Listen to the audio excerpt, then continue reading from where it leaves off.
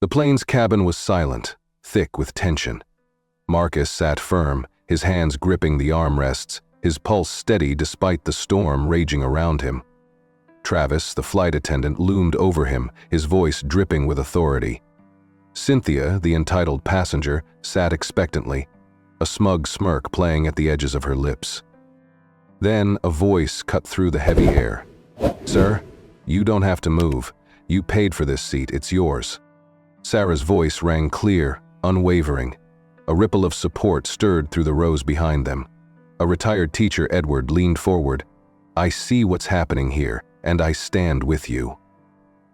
Another voice, then another. The tide was shifting. The silent witnesses had found their voices.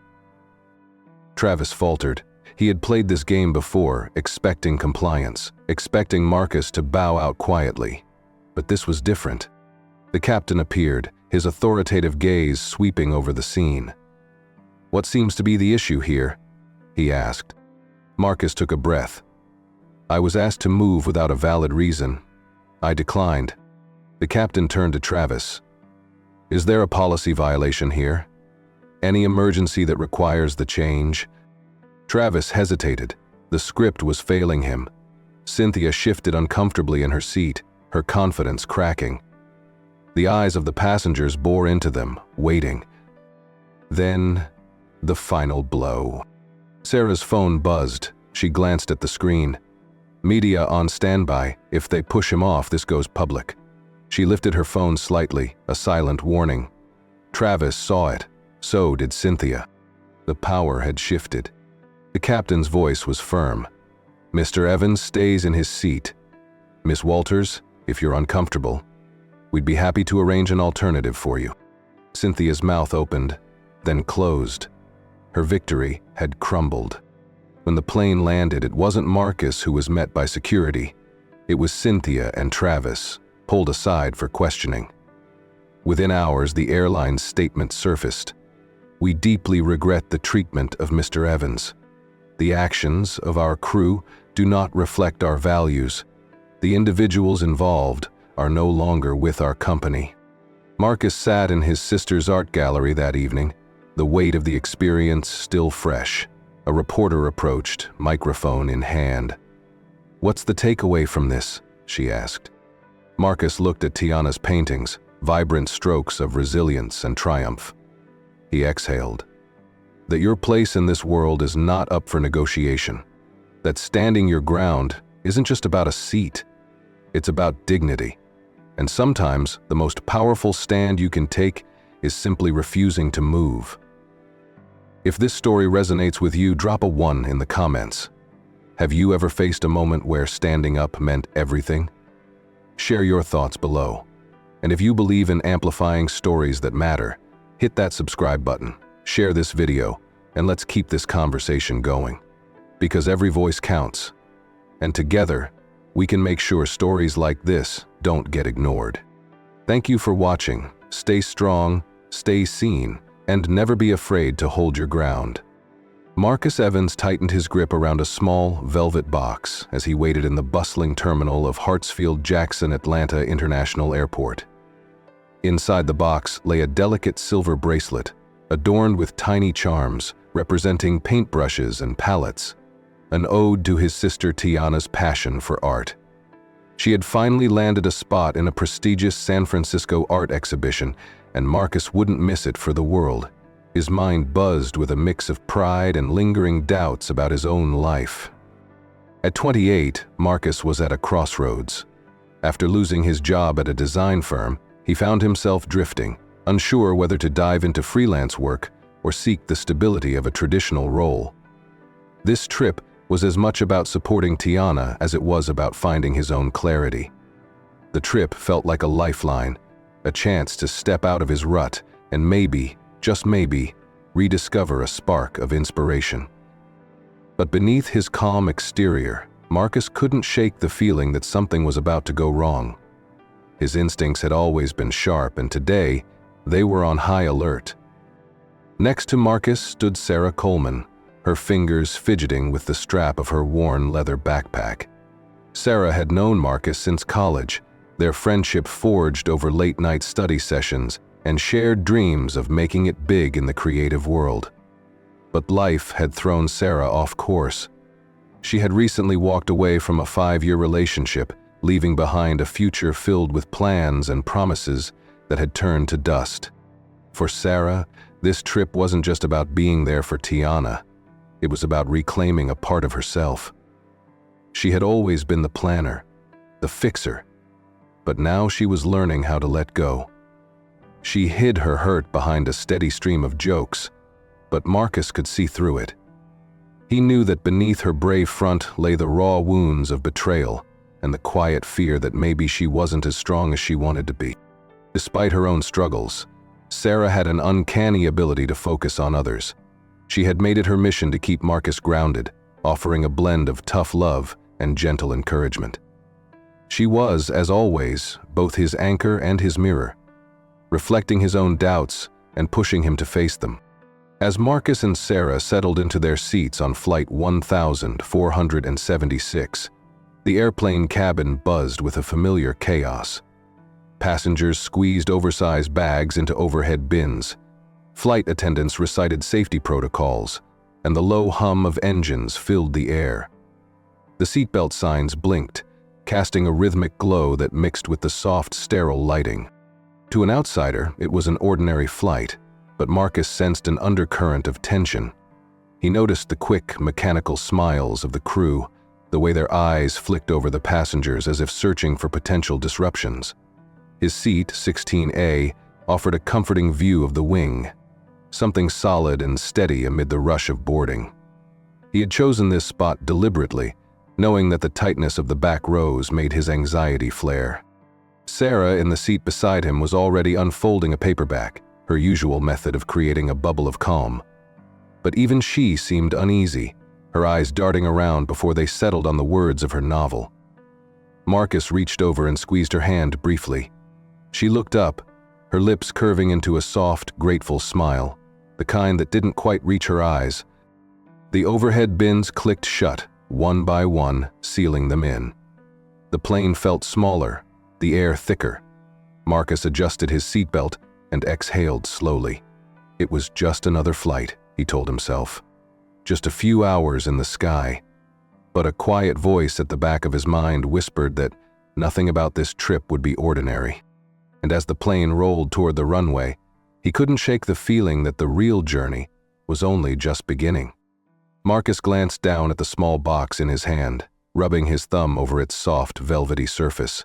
The bracelet inside had taken weeks to find, something unique and full of meaning, just like his sister Tiana. He could already see her face lighting up when she opened it. She had worked so hard to reach this moment, and her joy was the kind of contagious that could lift an entire room. He wanted to soak it all in, every bit of her success, to let it remind him that dreams were still possible. He leaned back in his seat, the hum of the airplane engines vibrating through his chest.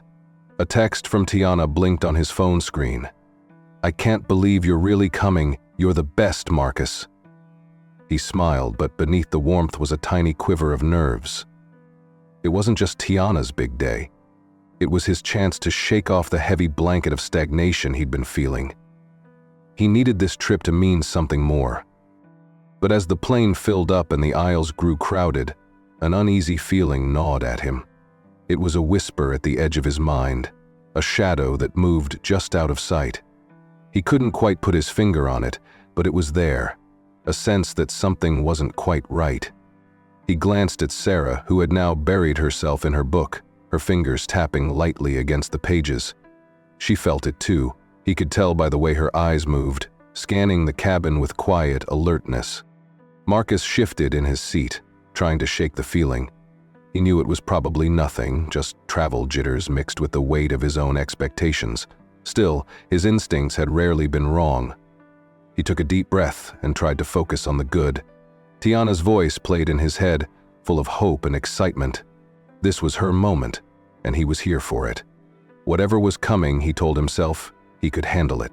Have you ever felt that strange mix of excitement and nerves when supporting someone you love? It's like your heart is cheering and holding its breath at the same time. If you've been there, Share your story in the comments. There's power in these moments, the kind that makes you feel both incredibly alive and a little bit terrified. The plane had just finished boarding when a flight attendant approached. His name tag read Travis Miller, and his expression was as crisp and unyielding as the ironed creases of his uniform. He wore a practiced smile, the kind that didn't quite reach his eyes. "Excuse me, sir," Travis said, his voice smooth but firm. "We have a request. One of our passengers would like to switch seats with you. It would really help us out if you could move to a seat further back." Marcus looked up, a polite but puzzled expression on his face. "I'm sorry, but I'd prefer to stay here. I chose this seat specifically because I need the legroom." Travis's smile didn't falter, but a hint of impatience flashed behind his eyes. "I understand, but the passenger has certain needs. We'd really appreciate your cooperation." Marcus glanced over at Sarah, who had lowered her book and was now watching the exchange intently. His pulse quickened, the hairs on his arms prickling, as if a cold breeze had swept through the cabin. Something about this didn't feel right. "Is there a medical issue?" Marcus asked carefully. "Not exactly," Travis said, his voice tightening. "But it would make things a lot easier." Before Marcus could respond, a woman appeared behind Travis, her heels clicking sharply against the aisle floor. She was impeccably dressed, her blonde hair swept into a neat chignon. Her expression was a mixture of irritation and disbelief, as if she couldn't quite comprehend why this conversation was still happening. "I'm the passenger," she announced, her voice cool and clipped. "And I need this seat. I paid for comfort, and I have every right to sit here." Marcus blinked, trying to process the sudden escalation. The woman's tone wasn't just demanding, it was dismissive, as if Marcus's presence in the seat was nothing more than an inconvenience to be managed. "Ma'am, I'm sorry, but I also paid for this seat," Marcus said, keeping his voice steady. "I chose it for the legroom, and I'd really prefer to stay where I am." The woman's lips pressed into a thin line. "I don't see why you can't just move. It's not a big deal. I need more space, and I don't think it's unreasonable to ask for a little courtesy." Her words hung in the air, each syllable sharp and deliberate. The way she looked at him, through him, sent a chill through Marcus's veins. It wasn't just about the seat. It was about who she thought he was, and more pointedly, who she thought he wasn't. The tension in the cabin was palpable. Passengers who had been absorbed in their own worlds, scrolling through phones, adjusting neck pillows, murmuring softly to travel companions, were now turning their heads, their curiosity piqued. Some leaned into the aisle to get a better look, while others exchanged wary glances, the kind that spoke of unease and a desire to avoid becoming part of the unfolding scene. A few rows back, an older woman clutched her handbag tightly against her chest, her knuckles white. A young couple across the aisle whispered to each other, their expressions a mix of confusion and discomfort. The overhead lights cast a dim glow, making every shadow sharper, every movement more pronounced. The normalcy of the flight had cracked, and an unsettling quiet filled the space where casual chatter had once been. Cynthia's voice rose, slicing through the silence. "This is ridiculous. I shouldn't have to argue just to get a seat I need. What kind of service is this?" Her tone was sharp, each word carrying a weight that pressed down on everyone within earshot. Travis, standing over Marcus, mirrored her energy. His practiced smile had vanished, replaced by a rigid set to his jaw. "Sir, I'm going to ask you one more time. Please move to the seat we've assigned you." Marcus kept his voice even. "I've already said no. I paid for this seat, and I'm not moving." Travis's expression hardened. "We can handle this here, or we can take it off the plane. It's your choice." The air seemed to thin, every breath a little harder to draw. Sarah reached for her phone, her fingers moving quickly as she typed a message. The older gentleman behind them shifted forward, his quiet voice a pebble against the growing tide. "I see what's happening," he muttered, "and I'm with you." But under the fluorescent lights, it was clear that this was more than a simple dispute over a seat. It was a battle of wills. One side armed with entitlement and authority, the other with nothing more than quiet resolve. Marcus felt a storm brewing beneath his calm exterior. Years of learning to pick his battles, of choosing patience over confrontation, swirled against the fresh sting of indignation. He had been here before. Not on a plane, but in life. Moments where he had to weigh the cost of standing his ground against the exhaustion of pushing back. He forced himself to breathe slowly, the rhythm a lifeline. A small voice in his head whispered to give in, to move seats and avoid the escalation. But a louder voice, one that had grown stronger over years of swallowing his pride, urged him to stay put. It wasn't just about the seat. It was about respect. About being seen and not dismissed.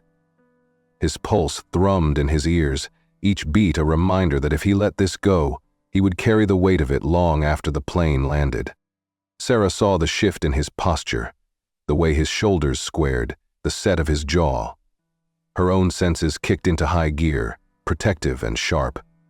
She had seen this happen to him before, in smaller ways, a look, a tone, a question asked with a sneer. She knew Marcus was more likely to absorb the hurt than to hurl it back, and that thought filled her with a fierce need to act.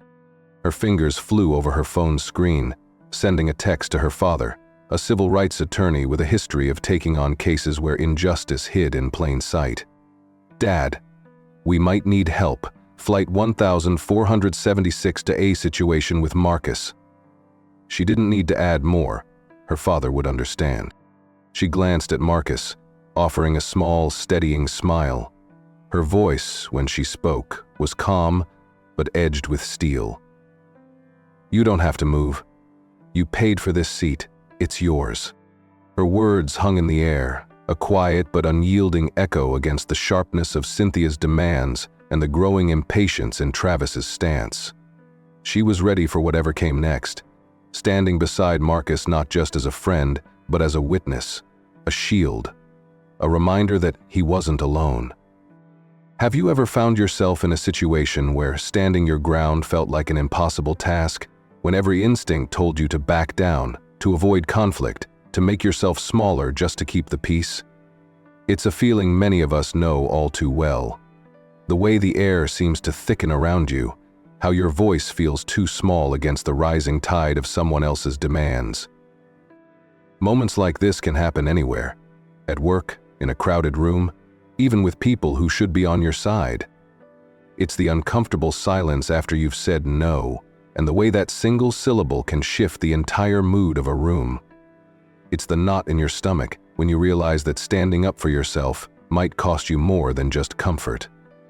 If you've been there, you're not alone. Your story matters. We want to hear it. Whether it was a quiet moment or a dramatic showdown, whether you held your ground or walked away, sharing these experiences can be powerful. It shows that every act of self-respect, no matter how small, is a step toward a world where everyone is seen and valued. Drop your story in the comments if you feel comfortable. You never know. Your courage might be the inspiration someone else needs to find their own voice. Sarah's fingers moved swiftly over her phone screen, the tiny clicks of the keyboard lost beneath the tense hum of the airplane cabin. Her father's contact hovered at the top of her recent messages. A civil rights attorney known for his calm but relentless pursuit of justice. She typed out a quick message. Flight 17476, situation with Marcus, potential discrimination, need advice. She hit send, her heart thudding in her chest as if the weight of the moment had lodged there. She kept her movements subtle, the phone held low in her lap, shielded by the seat in front of her. She knew this situation could spiral quickly. She'd seen it happen before, not just to Marcus, but to others who found themselves at the mercy of someone else's authority. Her father always told her, "Documentation is power." She began recording the interaction, the phone resting against her knee, camera lens peeking through a crack between the seats. Behind them, an older man with a gentle, weathered face leaned forward. His white hair curled over the edges of his thin wire glasses, and he adjusted a hearing aid with a careful hand. His voice was soft but clear. "I see what's happening here," he murmured, "and I want you to know, you're not alone." Marcus turned slightly, his expression a mix of gratitude and surprise. The man introduced himself as Edward, a retired teacher who had seen his share of unfairness in his decades of working with students from all walks of life. "You hold your ground, son," Edward said. "If they try to make this something it isn't, I'll be right here. I've got eyes and ears, and I'm not afraid to speak up."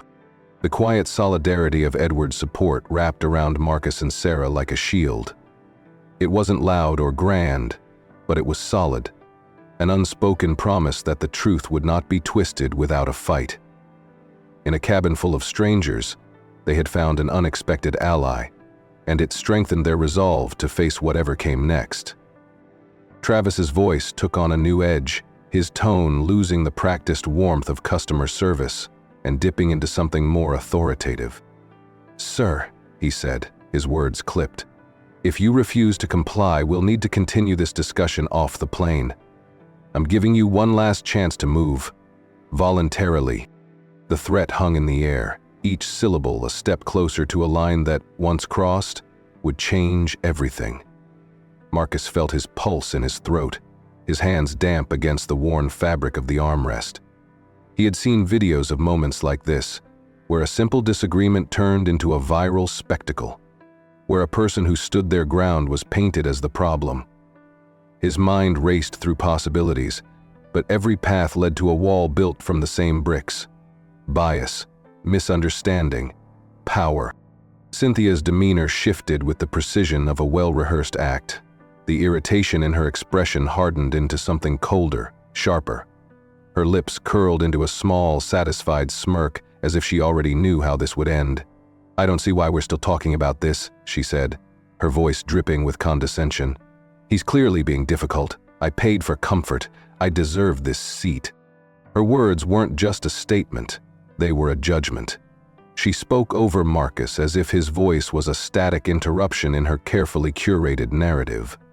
Her eyes swept over him, dismissing him as if he were already gone, already removed, already forgotten. Beside him, Sarah's mind was racing. She kept her phone angled just right, capturing every word, every expression. She knew they needed more than Marcus's account. They needed proof. Her fingers tapped out another message to her father, a quick update with a sense of urgency. "It's getting worse. He's being threatened with removal." The fear in Marcus's eyes cut through her, but it was his steadiness that held her focus. He wasn't moving, not from his seat, not from his stance. And if he wouldn't back down, then neither would she. If this story is hitting close to home, if you've ever found yourself in a position where standing up for what's right felt dangerous or costly, you're not alone. Stories like these are important. They shine a light on everyday acts of courage and resilience. If you believe in these stories, in the power of sharing them, consider subscribing. This isn't just a story. It's a reminder that standing your ground matters, and so does your voice. A new presence cut through the tension like a blade. Captain Richard Barnes stepped into the cabin, his uniform pristine, every crease sharp, every button polished. His face held the calm neutrality of a man who had seen countless situations and knew the power of his own authority.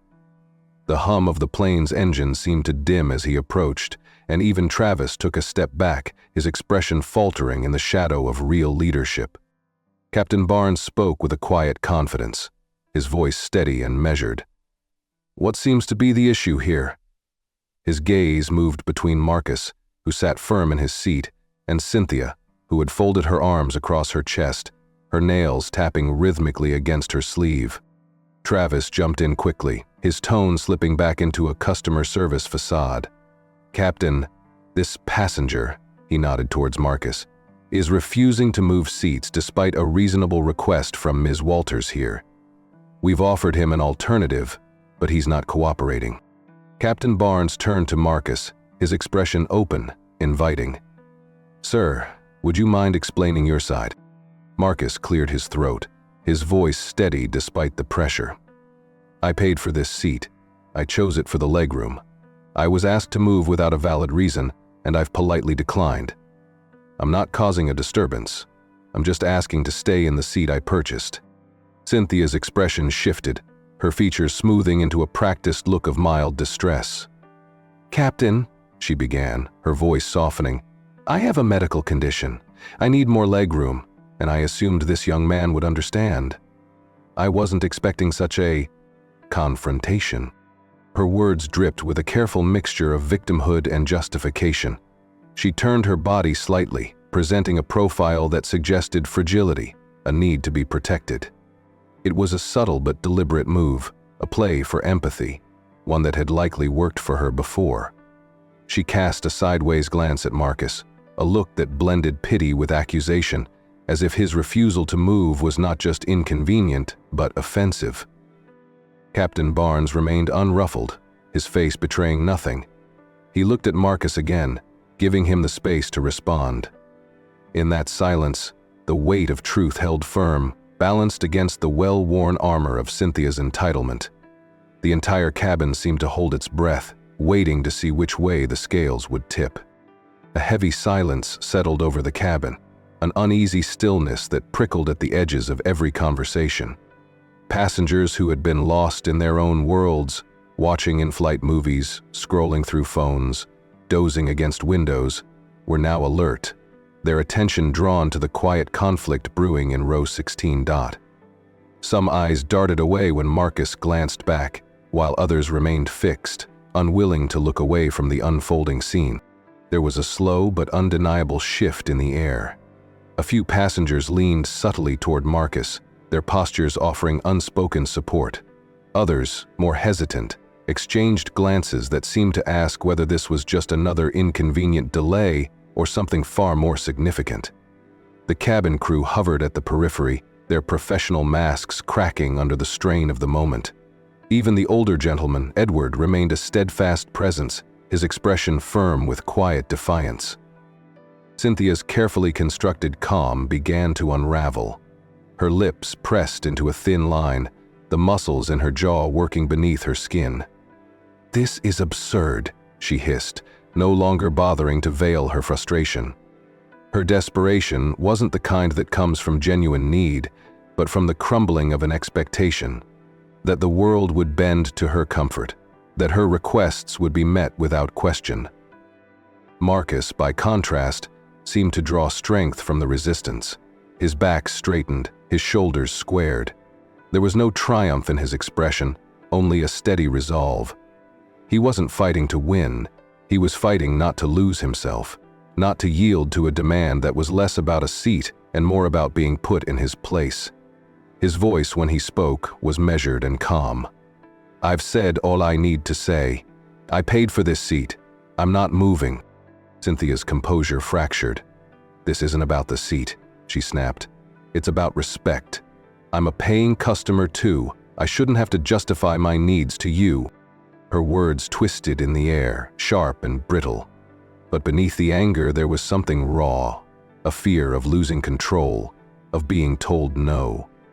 Her desperation took on a different color, darker and more urgent, as if with every passing second, the narrative she wanted to control was slipping further from her grasp. If you've ever felt like the world was trying to push you out of your rightful place, you know the feeling. It's that moment when your voice seems smaller, when someone else's expectations threaten to crowd you out of your own life. These stories are not just about big confrontations, but the quiet, everyday battles where dignity is on the line. If you've experienced this, if you've had to fight for your place, your voice, your right to simply exist as you are, share your story. Your voice matters. It always has. It always will. Sarah's phone vibrated softly in her lap. She glanced down, shielding the screen with her hand. It was a message from her father. Cynthia Walters, senior exec at Lanford Enterprises. The company settled multiple discrimination lawsuits in the past few years. Pattern of entitlement. Be careful. Her pulse quickened. This wasn't just about a seat. Cynthia Walters wasn't simply a difficult passenger. She was someone with a documented history of using her influence to bulldoze over boundaries and bend situations to her will. Her sense of entitlement wasn't a fluke. It was a weapon, honed and wielded with precision. Sarah nudged Marcus gently, showing him the message. His eyes widened, and a new understanding settled over him. This wasn't just a random clash of personalities. It was the latest act in a long-running play where Cynthia cast herself as the protagonist, where she believed others should move out of her way because, in her world, they always had. The cabin, already thick with tension, seemed to pull tighter around them. Marcus felt the weight of it, but instead of sinking, he found his footing. His fear melted into something clearer, more focused. He wasn't just defending his seat. He was standing against a pattern, against a story that Cynthia had told too many times before. A story where people like him were always expected to step aside. He looked at Cynthia, his expression no longer just polite but resolute. "I understand now," he said quietly. "This isn't about comfort, is it? This is about control." Cynthia's eyes narrowed, the mask slipping just a fraction. She opened her mouth to respond, but the words stumbled behind a flash of uncertainty. For the first time, she seemed to realize that the narrative had shifted, that she wasn't the only one with a story to tell. Marcus leaned forward slightly, his voice carrying not just his own strength, but the echo of everyone who had ever been asked to give up their place. "I'm not moving. Not for you. Not for anyone who thinks they deserve more space in this world at someone else's expense." The change was subtle but profound. He was no longer on the defensive. He had drawn a line, clear and firm, and dared Cynthia to cross it. The power had shifted, and everyone in the cabin could feel it. Sometimes, a story isn't just a story, it's a lifeline. If you've ever watched someone struggle to hold their ground, or felt the world closing in around you, you know how powerful it is to see someone stand up and say, "Enough." Stories like this aren't just meant to be heard, they're meant to be shared. You never know who might need a reminder that their voice matters, that they aren't alone, that saying no is not just a right, but a necessity. If you know someone who needs to hear this story, consider sharing it. It could make all the difference. Sometimes the biggest impact comes from seeing a piece of yourself in someone else's story, from knowing that someone else has been there and come through to the other side, stronger, standing taller. The ripple effect of truth and courage can start with just one share, one conversation, one person choosing to listen. Cynthia's calm veneer began to fracture, the carefully controlled facade cracking under the pressure of losing control. Her practiced smile slipped, replaced by a tightness around her eyes, a flush that crept up her neck. The entitlement that had fueled her every word now turned to raw desperation. She glanced around the cabin, searching for allies, but found only the wary, watchful eyes of strangers who had seen enough to doubt her story. Her voice, which had held the crisp assurance of someone who expected compliance, now wavered. "This is absurd," she snapped, but the sharpness had dulled, the edge lost. "I shouldn't have to justify myself. I've paid for my ticket and I deserve respect." But respect wasn't something that could be bought or demanded. It was earned. And as she looked at Marcus, at the passengers whose silence had become a form of quiet resistance, it became clear that her usual tactics were not working. She was no longer the orchestrator of this scene, but a character in a story that was slipping from her grasp. The shift in power was unmistakable, and the realization of it twisted her expression into something bitter and raw. For the first time, the cabin wasn't bending to her will, and it left her unmoored, exposed, and undeniably human. A soft voice broke through the tense silence. "Excuse me," said Emily Davis, a flight attendant who had been quietly observing from a few rows away. Her demeanor was calm, her expression kind but serious. She leaned in close to Marcus, her words barely more than a whisper. "I've seen this before," she said, her eyes flicking toward Travis, who stood a few feet away, arms crossed over his chest. "You're not the first passenger he's tried to intimidate." Marcus raised an eyebrow, and Emily continued. "Travis has a pattern. He targets passengers he thinks won't push back, those traveling alone, people who look like they might not have support. This isn't just about a seat. He's done it before, and he always finds a way to twist the story if things get messy. Her confession added a new layer to the situation. This wasn't just about Cynthia's entitlement. It was also about a system that allowed someone like Travis to operate unchecked. Emily's quiet bravery in stepping forward shifted the balance. Marcus wasn't alone, and neither was she. Meanwhile, Sarah's phone buzzed again, a response from her father. "Media on standby. If they try to remove him, this goes public." His message was as clear as a battle cry. He had contacts at major news outlets, reporters who specialized in exposing injustice. One call, and this story would be on every screen, from social media feeds to evening broadcasts. Sarah's fingers flew over her screen, her expression a mix of focus and urgency. She sent her father the recording she had been taking, the video capturing Travis's aggressive tone, Cynthia's entitled demands, and Marcus's calm refusal to comply. She knew the stakes were high. This was no longer just about a seat or a single flight.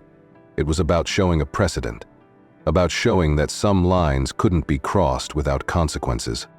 Marcus felt the weight of the moment pressing down on him. His pulse thrummed in his ears, each beat echoing the choice before him. He could let this go, surrender his seat, and slip back into the quiet shadows of keeping peace. Or he could hold his ground, even if it meant stepping into a spotlight he never wanted. Hope and fear pulled at him, two sides of the same coin. He wasn't just fighting for himself. He was standing up for everyone who had ever been told to move, to shrink, to disappear. And in the quiet strength of those around him, he found the courage to decide. He wasn't going anywhere.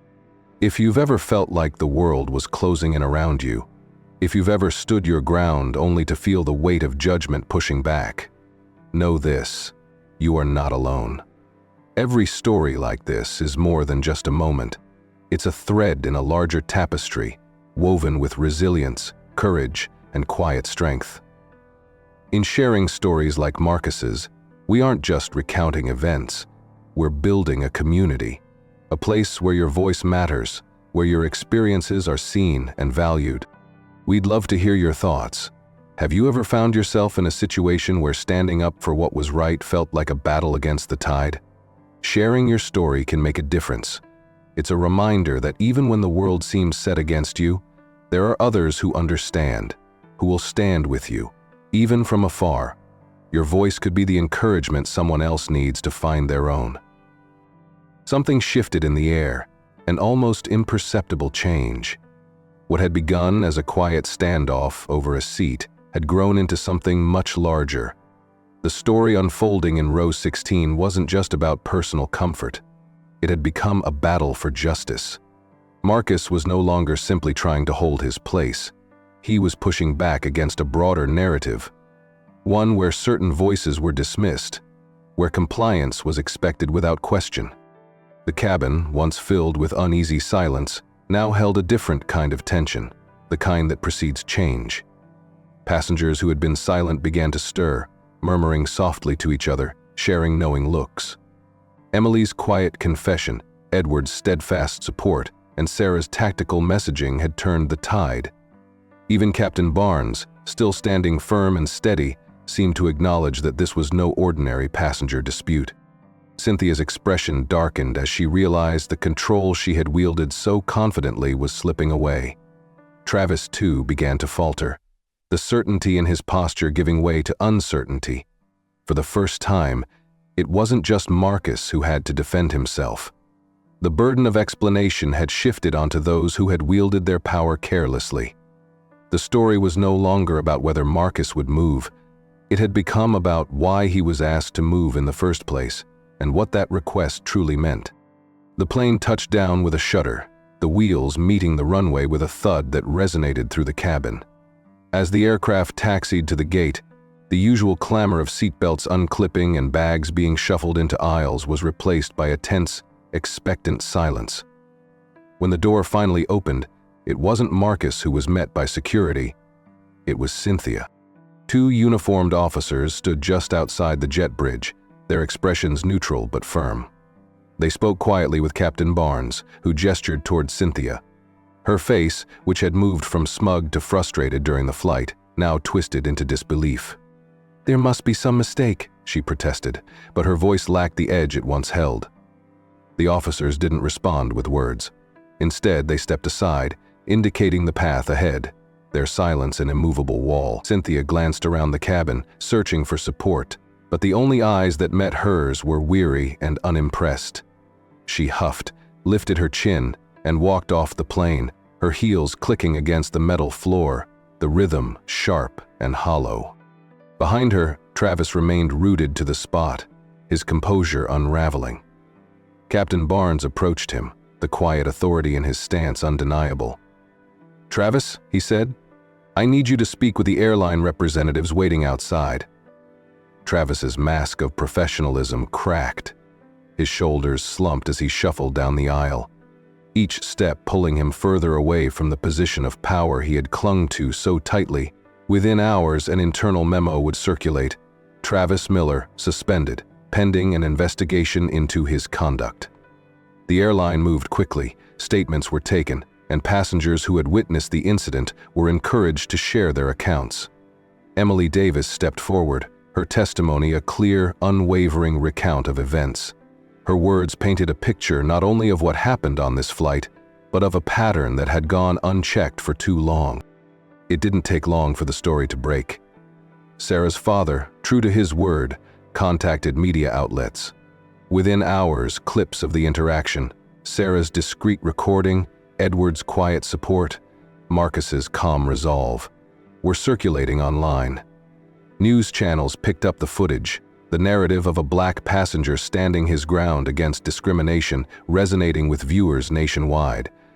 The story trended on social media, hashtags filled with calls for accountability and justice. What had started as a private battle for a single seat had become a public reckoning, a moment that sparked a conversation much larger than the confines of row 16. The voices of those who had witnessed the truth became a chorus, amplifying a message that could no longer be ignored. In the days that followed, messages of support flooded in from all corners. Strangers reached out to Marcus, sharing their own stories of quiet battles and everyday injustices. His phone buzzed with notifications, but amid the noise, it was the voices of those who felt seen and heard that resonated most deeply.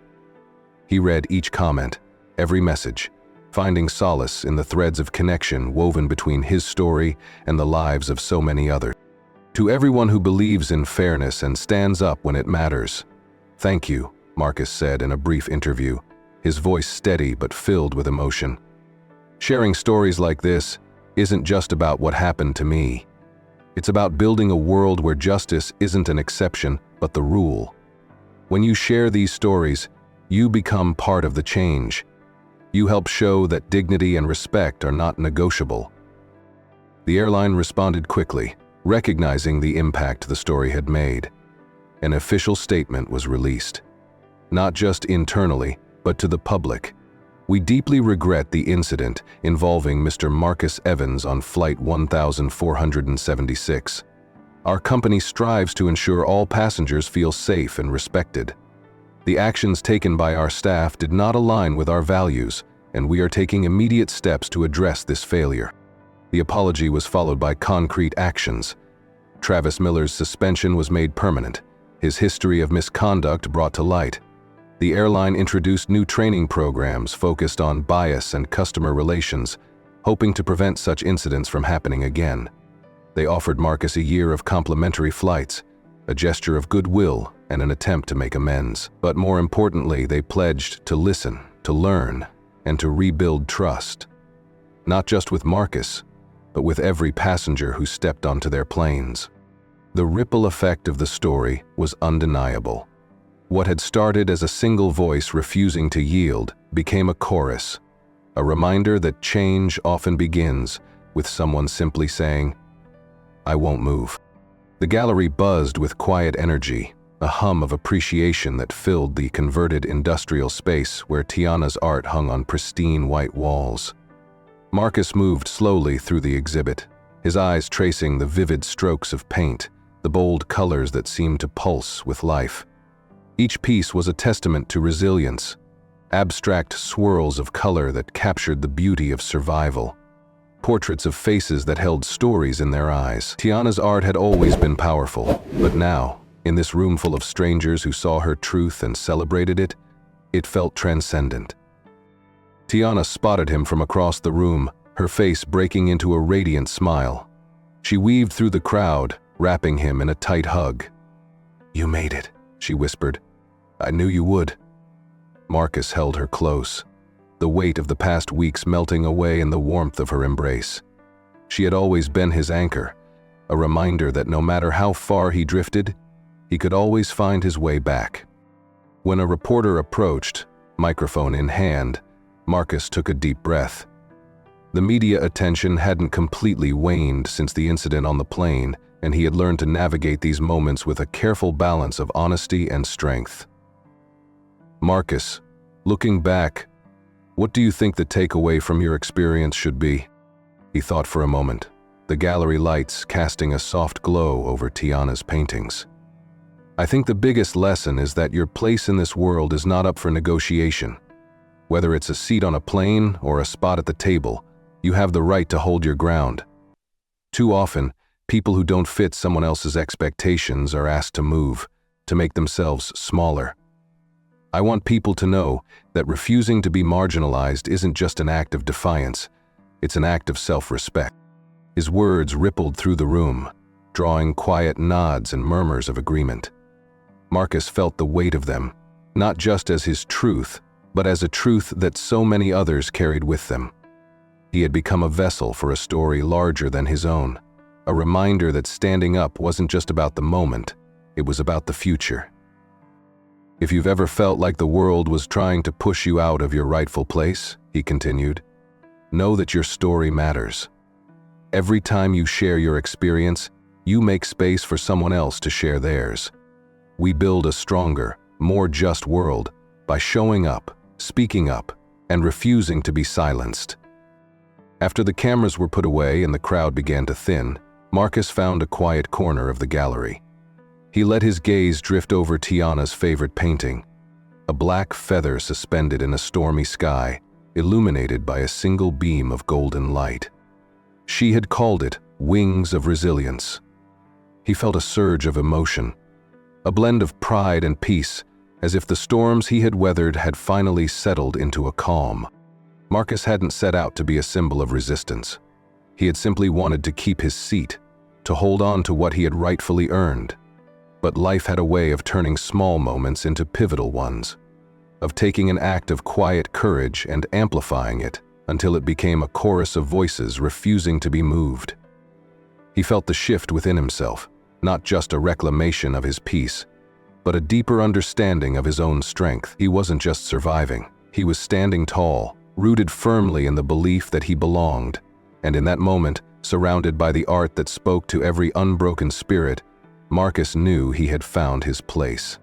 The screen dims, and the echo of Marcus's words hangs in the air like the final note of a powerful melody. The room fades, the sounds of the art exhibit, the quiet hum of conversation, and the flash of cameras melting into darkness. All that remains is a simple, unadorned question in bold white letters against the black. If you were in Marcus's seat, would you have stood your ground? The question is more than hypothetical. It is a challenge, a mirror held up to each of us. It asks us to consider not only what we would do in the face of injustice, but also how often we find ourselves making small concessions, giving away pieces of ourselves to avoid conflict. It invites a moment of reflection. Where have we been asked to move, to shift, to make room where there was none for us? And what would happen if, just once, we didn't? In the stillness that follows, a gentle voice continues, not with an ask, but with an invitation. We need voices like yours, the stories that often go untold, the truths that linger in quiet spaces. When you subscribe, share, and join this conversation, you help amplify stories of courage and resilience. You become a part of a community that believes in fairness, that knows the power of a single voice saying, "I will not be moved." This isn't just about what happened on that plane, it's about creating a world where everyone's seat is safe, respected, and theirs to keep. The words resonate, not just as a call to action, but as a reminder of the strength found in community. It isn't merely about likes, shares, or subscribes. It's about choosing to be a part of a movement that values justice over convenience, truth over silence. It is an invitation to take a stand, not only for Marcus, but for anyone who has ever felt the world push them aside. And then, as the screen begins to fade completely, a final message appears, simple yet profound. Sometimes, the most powerful stand you can take is simply refusing to move. The message lingers, a soft glow against the darkness, holding space for every viewer to find their place within the story. It doesn't just close the chapter, it opens the door to countless new ones, each story a testament to the unyielding power of a quiet, immovable no. The video fades out completely, leaving behind a silence filled with possibilities. Somewhere, someone who felt invisible might now feel seen. Someone who had been shrinking might find the courage to stand tall. And somewhere else, perhaps on another plane, bus, or boardroom, another voice might rise, steady and calm, refusing to give up its rightful place.